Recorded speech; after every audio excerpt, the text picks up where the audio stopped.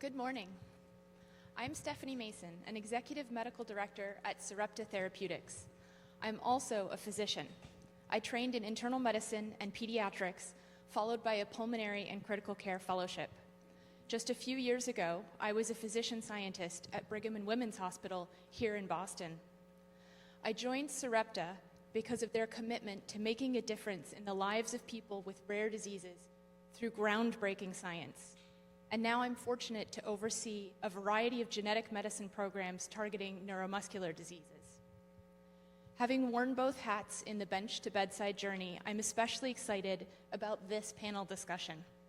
Although Sarepta's focus isn't on cancer, we draw inspiration from trailblazers in rare oncology, particularly in navigating the regulatory pathways to accelerate access to treatments.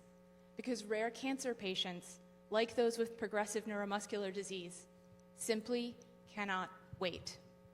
This shared urgency underscores our commitment to delivering for patients that are often left behind. Across the rare disease space, we share a common ambition to chase big ideas and deliver meaningful hope for small populations with limited options. Meaningful hope. It's a term I heard from a mother of a patient who was recently treated with our gene therapy. It captures why many of us work in rare disease, the possibility of rewriting the future for patients with challenging and heartbreaking diseases. Consider Duchenne muscular dystrophy. Duchenne is a progressive muscle wasting disease, and until recently, patients were advised to take their newly diagnosed children home and love them because care was supportive and the trajectory was certain. Similar to those diagnosed with rare cancer with limited treatment options, it is a devastating diagnosis. In the late 1980s, researchers identified the gene that, when mutated, can lead to Duchenne. Now, just a few decades later, we have an approved one-time treatment with disease-modifying activity. Meaningful hope. But precision genetic medicines like these aren't discovered. They are engineered. It isn't serendipity. It's about building on prior science and, significantly, collaborating with each other. I think we will hear our next panel talk about the critical role collaboration plays in the bench-to-bedside journey and in enabling the next era of rare treatments. Collaboration between academic labs and industry accelerates innovation in rare disease. Academic labs provide cutting-edge research, while industry partners offer resources and expertise to translate findings into viable therapies.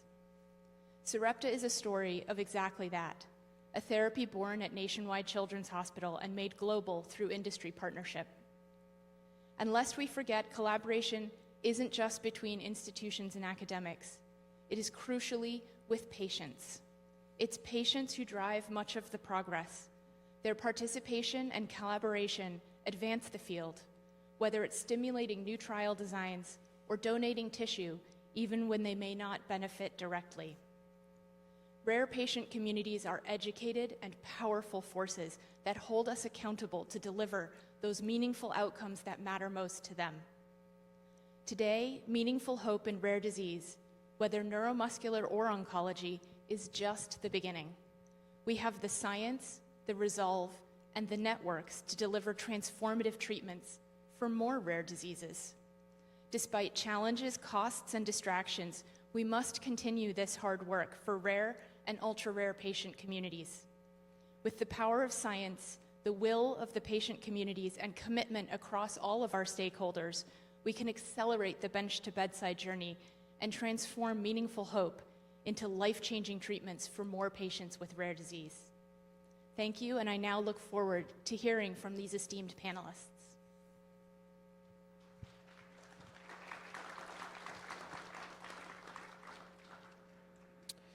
Just as Massachusetts is a hub for research into and the treatment of rare diseases in general, so it is with rare cancers, which the NIH defines as a cancer that affects fewer than 40,000 people a year.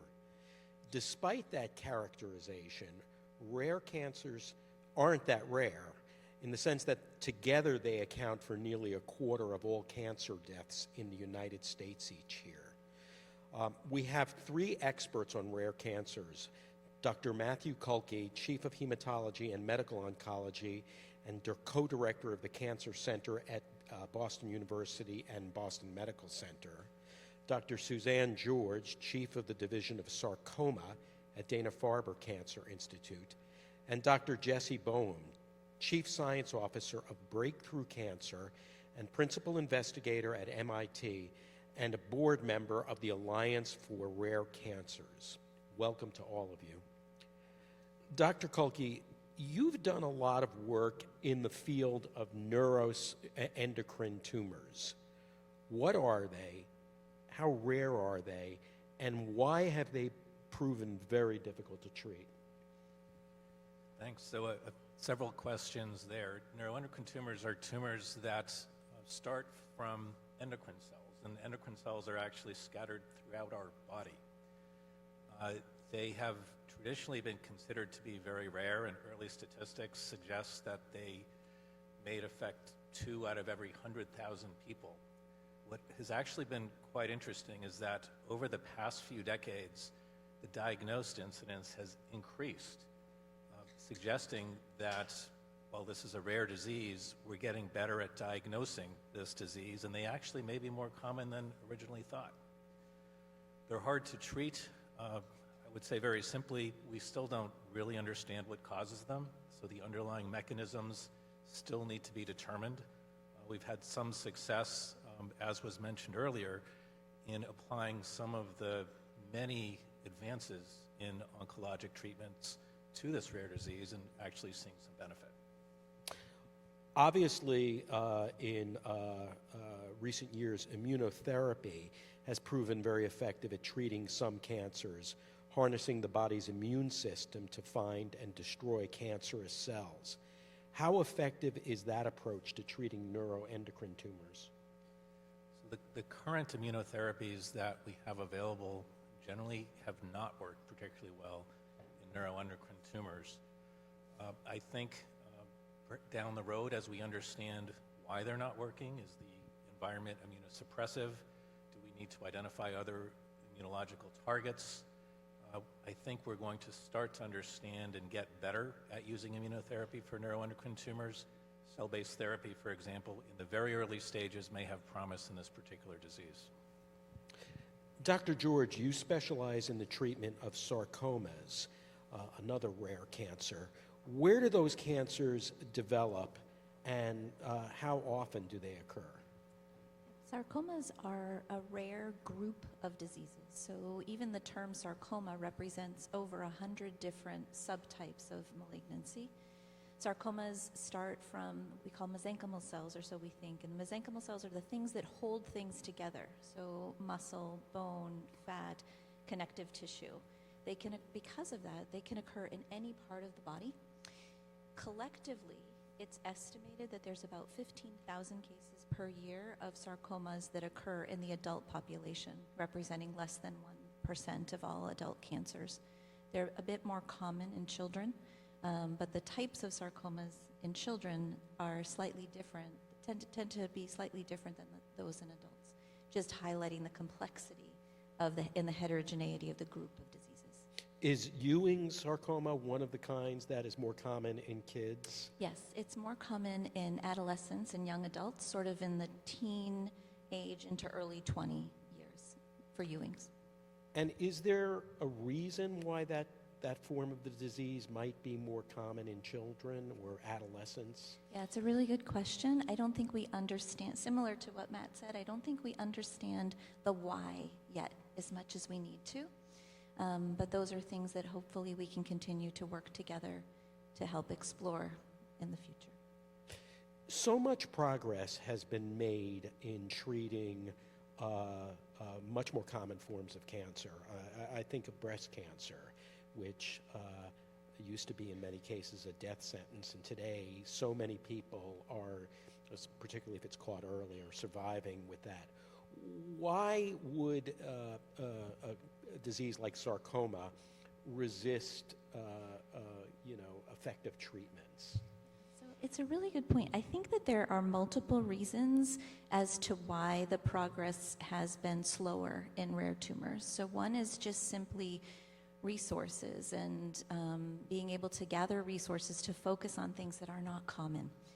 That's not always as easy, as you all know that are here, and we heard from our first speaker. The other is that when you're running a trial to look at a new drug, the statistics around that really are ultimately what defines benefit. You know, under what circumstances one drug is identified as being effective in a certain context. When you're doing that in rare tumors, you have to see really big effects in order for a drug to be defined as successful. So if you have a study that's 20 patients or 40 patients, you need to see benefit in a very large percentage of those patients from a regulatory perspective to define that as a win. If you're running trials in more common diseases, you can have patients in the hundreds and the thousands, and then the effect size can be much smaller to define that win. So we look for big effect sizes in these rare tumors to make progress. I was listening to Anna Kuchment at the previous interview. There are incentives for drug makers to tackle rare diseases. They've been around since the Reagan administration. Don't those generate the funding that or entice companies to delve into them as a way of trying to find a cure for a disease that is very uncommon? Yes, they do. And in sarcoma, we have had more than 10 drugs approved in the last 10 years or so. But you need the science behind that so that the companies know that there's a commercially viable strategy to move forward in this rare disease entity. And I think when you have strong science, then you can demonstrate that commercially viable strategy, and we've done that in gastrointestinal stromal tumor, or GIST is a really great example. But in other very rare tumors, it can be more of a challenge, but certainly something that I think there's more partnership with industry to consider. Dr. Bohm, you worked for years at the Broad Institute trying to figure out what drug or combination of drugs might be most effective in treating a tumor based on its genetic profile. You're now Chief Scientific Officer at Breakthrough Cancer. What is that, and how does it relate to the work you were doing at the Broad? I think over my career, I've been kind of a zealot for professional collaboration. How do we come together across organizations, across laboratories, to do things that are very difficult to do individually? And I think it's this rare cancer space that may benefit the most from those incentives. At the Broad, we were trying to build a lookup table. What are the Achilles heels of every type of rare and common cancer, and what are the drugs that could be useful given the molecular profile of that tumor? That wasn't something that one laboratory could take on or one institution could take on. It took 20 biopharma partners, Harvard, MIT, many laboratories, many technology platforms to pull together. And now there is such a lookup table. We can now call it a dependency map of 1,000 types of cancer, 7,500 drugs developed for any disease tested on every type of cancer, and a systematic use of the new CRISPR technology to snip every gene one by one, because for many genes we don't have drugs, to figure out what are all those Achilles heels. To build on Suzanne's answer, one of the challenges for the 500 types of rare cancer is we don't know the Achilles heel that we need to go after to produce those very large effect sizes. Every rare cancer community historically has approached this individually, but the power of collective action, we think, can approach this together. And I've tried to take this spirit to this new organization we call Breakthrough Cancer, which is an initiative bringing together cancer centers across the United States to work under one banner with a spirit of what we call radical collaboration, a new way of working together as if we're all part of the same laboratory, and we're beginning to think about big projects tackling rare cancers in the year ahead. Is Breakthrough focusing on the discovery part of cancer, or does it also participate in clinical trials and treatment of patients? For the 10 teams we've invested in thus far, we've tried to unite those two worlds: basic discovery to identify Achilles heels and mechanisms of disease, and very nimble, small, early cohort studies, maybe 10 patients at a time, to test the idea in patients as quickly as possible, and then learn using deep biospecimen sampling and very sophisticated molecular analysis how that drug is working. If it's working, why? So we can predict it in the next patient.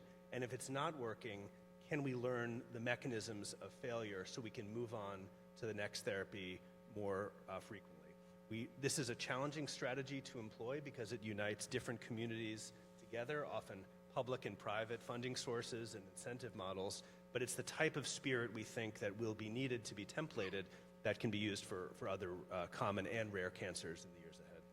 Now, you mentioned CRISPR gene editing, which is something we've heard a lot about in recent years. Is that's something that the foundation is focusing on, but is that as a treatment or is that as something else? I think the focus, both at the Broad Institute and in some of the foundations that I'm working as part of, is using CRISPR as a research tool to try to decipher what are the Achilles heels of each type of cancer. Once those Achilles heels are identified, our biopharma partners or academic partners can begin to mature small molecules in many cases, antibody reagents in other cases, or in some cases, gene editing tools to go after that Achilles heel. But the main focus is on using this breakthrough CRISPR technology as a discovery tool in the laboratory. We have a question from the audience. How can the diagnostic capabilities for rare cancers improve? I know that for rare diseases in general, it often takes a number of years to pinpoint what is causing the problems. Is that true with rare cancers? And if so, what can be done to improve it? Sure. I think there's a few different approaches. There actually have been some tremendous advances in imaging technologies, diagnostic technologies, and even new blood-based tests that are probably coming down the line. I would add, though, that in many cases, the delayed diagnosis is not so much because lack of technology, but because the healthcare professionals just may not have thought of a rare disease. And I think organizations like this one, raising awareness, have a huge impact in just making sure that providers and even patients are considering some of the rare diagnoses. One of the things that I understand that you're also working on, Dr. Kulke, is making sure that people who are underserved populations are participating in clinical trials, have greater availability for treatments. Can you tell me a little about that? We know Boston Medical Center is a safety net hospital. I wonder if you could discuss that. Yeah, so I think it's a big issue and it's a challenging problem. If we just think about rare diseases, there are many patients, as we heard, who may even travel to find the right clinical trial, to find the right expert team. There are a lot of patients that just don't have the ability to travel. They don't have the means.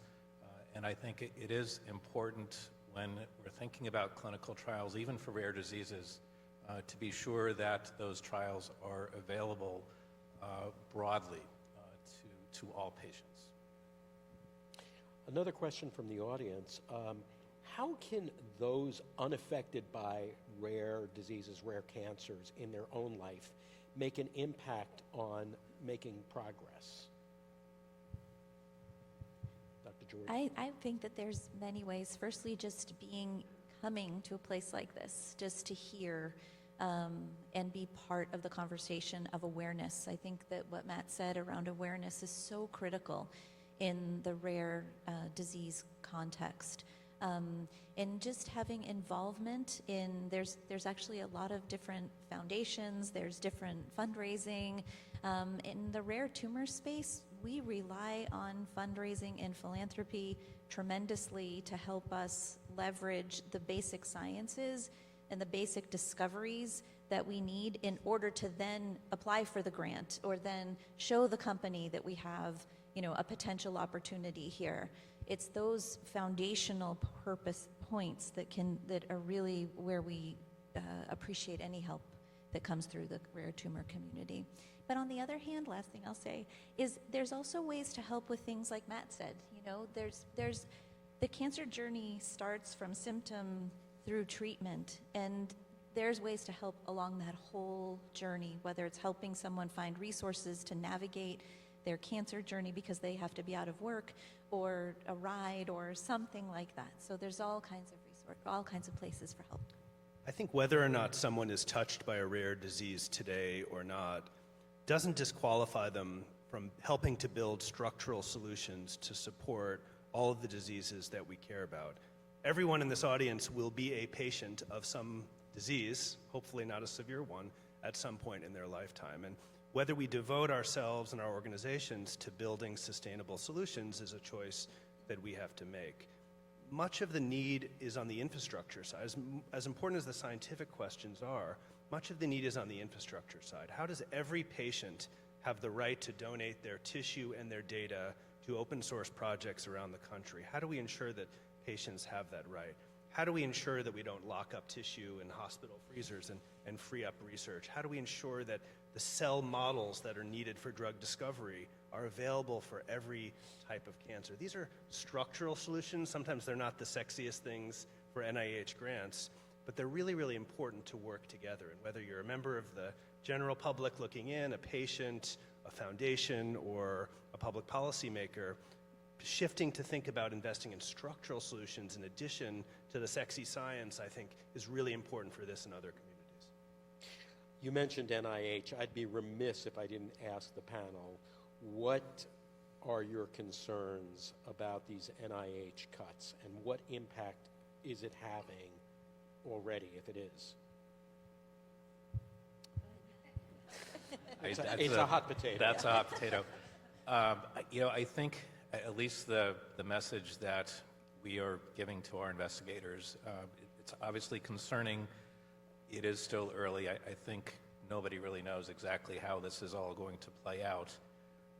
I would add, in some of the discussions, it may be that there is a greater reliance on collaborations with industry to make some of these advances. And I think that might be something to keep in mind.